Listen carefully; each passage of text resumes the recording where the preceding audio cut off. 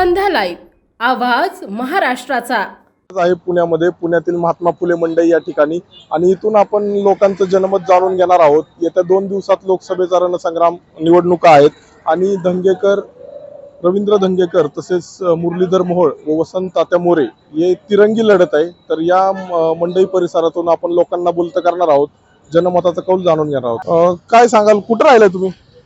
मी रविवार पेठ काचाळी। आता इलेक्शन चालू झालेलं आहे बरोबर, 2 दिवसावर मतदान आहे लोकसभेचं। तुमच्या मते कोण होईल खासदार?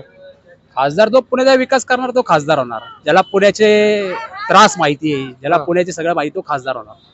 तरी मग तिन्ही पैकी कोण उमेदवार तुम्हाला वाटतं की हा व्यक्ती खासदार होऊ शकतो, हा उमेदवार योग्य आहे? योग्य म्हणल्यावर ती मोळ बीजेपी। दादा काय मंडईत आलते काय? हो, भाजी घ्यायला आलो होतो। तर काय कुठं राहिला तुम्ही? गुरुवार पेठेमध्ये। गुरुवार पेठेमध्ये। आता इलेक्शन लागले, 2 दिवसावर मतदान आहे। हो। तर काय तुमचं काय ठरलंय का, कोण होईल खासदार पुण्याचा? रवींद्र धंगेकर। धंगेकर साहेब? हो, धंगेकर साहेब। का बरं धंगेकर साहेब? तळागाळातली माणसं आहे, फोन केला की उपलब्ध होतात आणि काम त्यांचं आज 30 वर्ष झाले, जनसामान्यामधनं निवडून आलेले। फोन केला की लगेच उपलब्ध होतात, नाही तर त्यांच्या ऑफिसमधली माणसं येतात। आणि मोहोळ साहेब?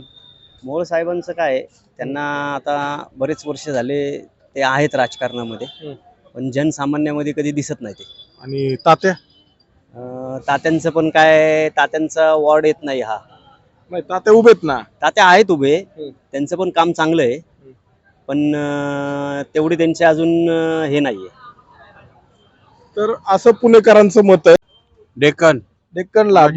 बर 2 दिवसावर मतदान आलंय। काय कुणाला कौल आहे?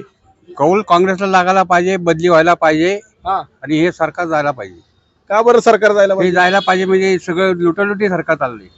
काय लुटोलट केली सरकार? काय लुटालुटी, एटीएम कार्ड, हे कार्ड ते कार्ड, यांची घरं भरली स्वतःची। त्यांची स्वतःची घरं भरली, यांनी 4-4 बंगले घ्यायचे, 4-4 गाड्या घ्यायच्या, पोराच्या नावानी, जावायच्या नावानी। हे कशासाठी? आणि मग काँग्रेसनी बी असं केलं पाहिजे, सगळ्या सरकारने असं केलं पाहिजे की जावाय, पुतणे, पोरं यांनाच गोळा करायला पाहिजे ना। मग हे कशाला स्वतः उभे राहतात? अहो 80-90 वर्षाचे म्हातारे झाले तरी अजून त्यांना पाहिजे वय सरकार। जवान पोरांना द्या ना, जवान पोरं आज उपाशी मारायला लागली। एवढे शिक्षण झालेले जवान पोरांची, BCom झालेले, LLB झाली पोरं ते रस्त्यावर पडली। मग ते राहुल गांधी असेच बोलले होते ना, बरं झालं की सरकार कशा पाहिजे, स्थिर सरकार कसं पाहिजे की स्थिर सरकारला म्हणजे प्रोत्साहन चांगलं पाहिजे, तुमच्या पाठीमागे लाईफ तुमची चांगली पाहिजे। तुम्ही आज नोटा वाटून नुसतं सरकार स्थापन करणार, याचा काय उपयोग नाही। कसली हवा आहे? काँग्रेस पक्षाची। काँग्रेस पक्षाची हवा आहे, तर मग धंगेकर साहेब येतील? येतील ना। का मोहोळ साहेब येतील? कोणतरी दोघांपैकी कोणतरी येणार। आणि वसंत तात्या? हे बघा, आता दोघा तिघांपैकी 3 जण उभे आहेत म्हणल्या, आम्ही जास्तीत जास्त एकाची गॅरंटी देऊ शकतो, आहे का ना? ते आमदार म्हणून त्यांनी 1 वर्षभरामध्ये नगरसेवक असताना काम केलेलं आहे आणि आता सुद्धा आहे ना, कामाच्या ह्याच्यावरती त्यांनी वोट मागतात। बाकीचे जे आपले जे लोक आहेत, जे बाकीचे जे उमेदवार आहेत, त्यांनी मोदींना मत द्या म्हणतात। त्यांनी म्हणतात का की मी हे काम केलेलं आहे आणि ह्या कामाच्या बेसिसवरती तुम्ही आम्हाला निवडून द्या।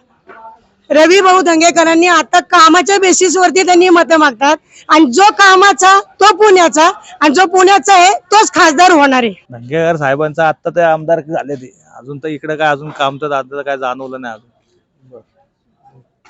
मुरली अण्णांचं कुठलं काम तुम्हाला हे वाटतं, योग्य वाटतं? मुरली अण्णांचं म्हणजे आता आम्ही राहिला इकडे आहे, पण कोथरूडला आमचे मित्र आहेत, ते म्हणतात काम चांगलं आहे त्या साईडला त्यांचं। हो, काम भरपूर आहे त्यांचं। आणि तर धंगेकरच लागणार आहेत असं मला वाटतंय। बस माझं तेवढंच हे की धंगेकर येणार म्हणून। धंगेकर साहेब येतील? हो, जसा आमदारकीला करिश्मा घडला तसा आता खासदारकीला होईल असं वाटतं, कारण का प्रत्येकाच्या तोंडात तेच आहे, बाकी काहीच नाहीये दुसरं, बरोबर आहे का नाही? आणि मग ते, आणि तो माणूस काम पण करतो, सगळं करतो ना व्यवस्थित, म्हणून मला तर। आणि कसं आहे की त्यांचं कामाची हे लय हे म्हणजे व्यवस्थित आहे। ह्या टायमाला सांगितलं त्या टायमाला ते करून मोकळेच होणार, देणार म्हणजे देणारच करून।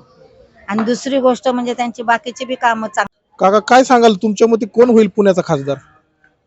काय होतं यावर्षी चुरशीच्या निवडणूक आहेत, काय सांगता येत नाही.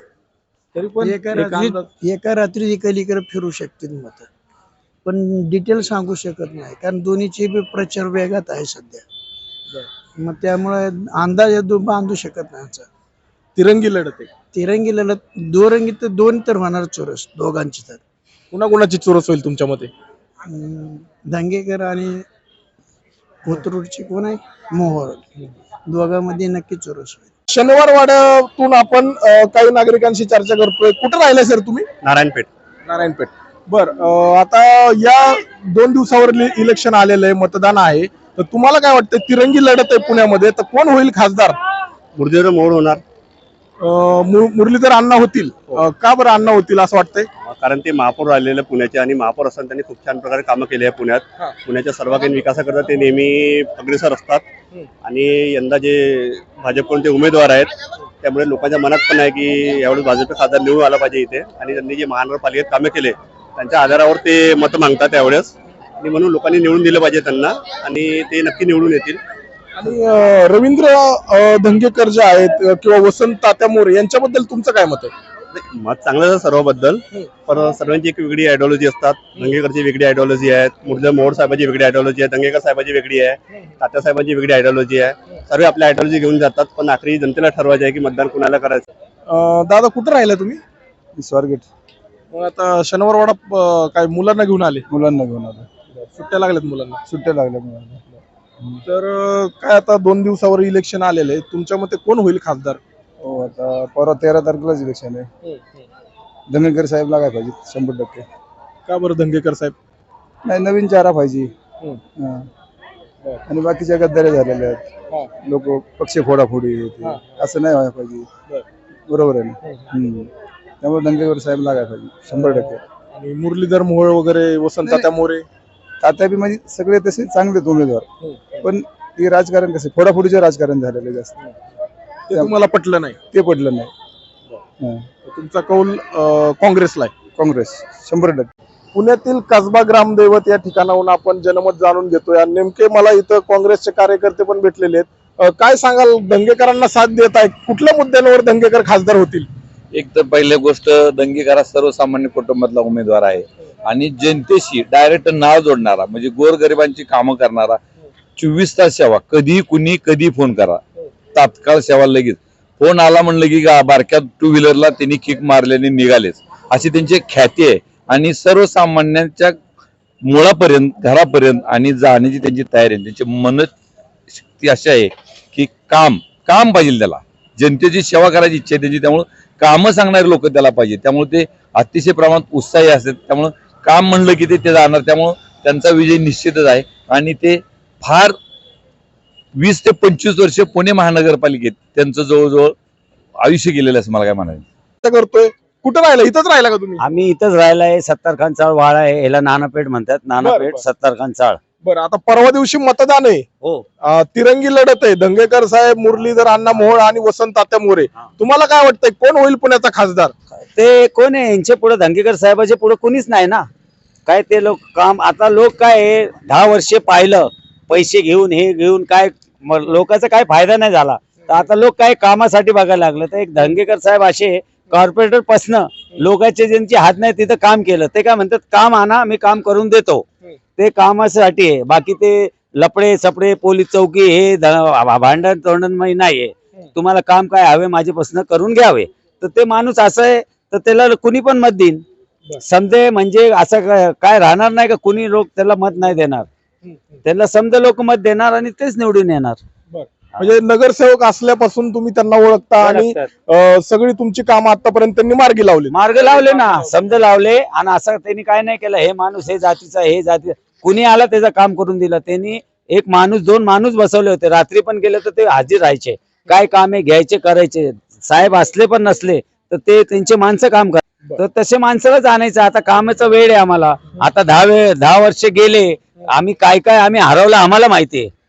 हे लोकांनी असं तुम्हाला लावलं का हे मंदिर, हे मस्जिद, हे हिंदू, हे मुसलमान, हे असा ईसाई विसाई करून समजा लोकांना दिशाभूल केली. आणि देश कुठे गेला, कुठं होता? 14 साली $45 देऊन गेली होती मनमोहन सरकारने, आता गेला $85. सोना किती होता 47-48 आज गेला 76,000. तर हे देशची प्रगती नाही झाली, देश खाली गेला, देशचा समजा वाटोला झाला. तर हे एक माणसाचं नाही झाला. काय मुसलमानला 110 रुपये पेट्रोल, मराठाला 40 रुपये असं नाही झाला. समद्याला मार्ग बसली, समदे खाली गेले. तर हे सरकारने काय केला, गरीबला गरीबच केला आणि श्रीमंत लोक आहे त्यांचे 4-5 त्याला लय मोठं केला वर, एवढा वर घेऊन गेला काय ते आम्ही एकदम खाली गेले. तर हे जे करता आता समजा लोक जागरूक झाले. तर समजा लोकांचं म्हणणं हेच आहे का बाबा अशी सरकार आणावा का समजायला खालच्या माणसाला वर घेऊन जावं. काय म्हणता पुणेकर?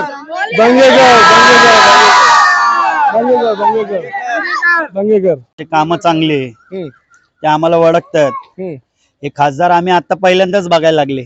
मुरलीधर मोहोळला महापौर होते, याच्या अगोदर बघितलंच नाही आम्ही कधी त्यांना. महापौर असताना पण आले नाही का इथं? कधीच नाही बघितलं त्यांना आम्ही, कधीच नाही आले. नाहीच आले आतापर्यंत आमच्या इथं. काहीच काम झालं नाही त्यांचं. काहीच काम नाही. ते दंगेकर साहेबांना कधी पण तुम्ही रात्री फोन केला ना, दंगेकर आमच्या वार्डमध्ये नाहीये तरी पण आमचे काम करतात. तुमचं काय म्हणणं आहे? दंगेकर पंजा. पंजा तर असं जनमताचा कौल आहे. या ठिकाणाहून आपण नागरिकांशी, व्यापारी वर्गाशी चर्चा करतोय, जनमताचा कौल जाणून घेतोय. माझ्यासमोर काही नागरिक आहेत. कुठं राहिला दादा तुम्ही? शिवाजीनगर मधले. बर, तुमच्या मते आता कोण होईल खासदार? तिरंगी लढत आहे पुण्यात. आता सर्वसामान्य जनता महागाईला जास्त त्रासलेली, त्याचा विचार जास्त चालू आहे लोकांचा. प्रत्येक गोष्टीला GST लागलेला आहे. त्याला सर्वसामान्य नागरिक, शेतकऱ्यापासून तर कष्टकऱ्यापर्यंत सगळे वैतागलेले आहेत. त्याच्यावरती बदल होईल असं वाटतंय. जनतेकडून आम्हाला कळतंय. मी एक दुकानदार आहे, माझं दुकान आहे पुढं. जनता डायरेक्ट म्हणजे महागाई किती झाली शेत, प्रत्येक गोष्टीला टॅक्स लागलाय. खाण्यापासून तर गाडी 50,000ची होती, ती आज 1.25 लाखाच्या खाली गाडी नाही भेटली. पेट्रोलला तुम्ही दुष्काळ कर लावला होता 3 रुपये 2014 साली. तो 3 रुपये कर हायकोर्टाने विचारलं, तुमच्याकडे बातमी असेल बघा ती. तो 3 रुपये कर पुढे गेलेला आहे, ते यांना सांगताय ना. तिथे जरा जनता तो विषय जास्त घेते की आमचे 3 रुपये लिटर भागा तुम्ही घेताय, पण ते गेले कुठं. हा महत्वाचा विषय जनतेच्या मनामध्ये खतखत करत आहे. महत्वाचं जनता वैतागली कुठं? महागाईला. महागाई प्लस बेरोजगारी वाढलेली आहे. ती जरा जनता खतखतायला लागली. शिकलेली तरुण मुलं घरी बसलेले आहेत.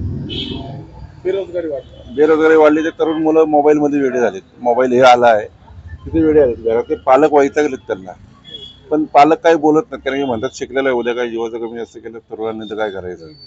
त्यालाही मानसिक टेन्शन. आजी राहायला कुठं हो तुम्ही? हिराबाग. बर, आता यंदा काय ठरलंय? 2 दिवसांनी मतदान आहे. तर काय ठरलं, कुठं जायचं तिथं द्यायचं. तरी पण काय आता नेहमीच आहे तेच त्यालाच द्यायचं ना. मग कोण नेहमीच? पंजा आहे ना आताचा पंजा. तर असं सर्वसामान्यांपर्यंत या ठिकाणाहून आपण नागरिकांशी, व्यापारी वर्गाशी चर्चा करतोय, जनमताचा कौल जाणून घेतोय. माझ्यासमोर काही नागरिक आहेत. कुठं राहिला दादा तुम्ही? शिवाजीनगर मधले. बर, तुमच्या मते आता कोण होईल खासदार? तिरंगी लढत आहे पुण्यात. आता सर्वसामान्य जनता महागाईला जास्त त्रासलेली, त्याचा विचार जास्त चालू आहे लोकांचा. प्रत्येक गोष्टीला GST लागलेला आहे. त्याला सर्वसामान्य नागरिक, शेतकऱ्यापासून तर कष्टकऱ्यापर्यंत सगळे वैतागलेले आहेत. त्याच्यावरती बदल होईल असं वाटतंय. जनतेकडून आम्हाला कळतंय. मी एक दुकानदार आहे, माझं दुकान आहे पुढं. जनता डायरेक्ट म्हणजे महागाई किती झाली शेत, प्रत्येक गोष्टीला टॅक्स लागलाय. खाण्यापासून तर गाडी 50,000ची होती, ती आज 1.25 लाखाच्या खाली गाडी नाही भेटली. पेट्रोलला तुम्ही दुष्काळ कर लावला होता 3 रुपये 2014 साली. तो 3 रुपये कर हायकोर्टाने विचारलं, तुमच्याकडे बातमी असेल बघा ती. तो 3 रुपये कर पुढे गेलेला आहे, ते यांना सांगताय ना. तिथे जरा जनता तो विषय जास्त घेते की आमचे 3 रुपये लिटर भागा तुम्ही घेताय, पण ते गेले कुठं. हा महत्वाचा विषय जनतेच्या मनामध्ये खतखत करत आहे. महत्वाचं जनता वैतागली कुठं? महागाईला. महागाई प्लस बेरोजगारी वाढलेली आहे. ती जरा जनता खतखतायला लागली. शिकलेली तरुण मुलं घरी बसलेले आहेत. बेरोजगारी वाढली. ते तरुण मुलं मोबाईलमध्ये वेडे झालेत. मोबाईल हे आला आहे तिथे वेडे आलेत. घरातले पालक वैतागलेत त्यांना, पण पालक काही बोलत नाहीत. कारण की म्हणतात शिकलेला आहे, उद्या काय जीवाचं कमी जास्त केलं तरुणांनी तर काय करायचं. त्यालाही मानसिक टेन्शन. आजी राहायला कुठं हो तुम्ही? हिराबाग. बर, आता यंदा काय ठरलंय? 2 दिवसांनी मतदान आहे. तर काय ठरलं, कुठं जायचं तिथं द्यायचं.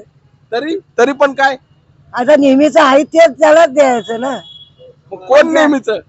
पंजा आहे ना. हाताचा पंजा. तर असं सर्वसामान्यांपर्यंत. संध्या लाईव्ह साठी प्रतिनिधी रोहित दळवी, पुणे.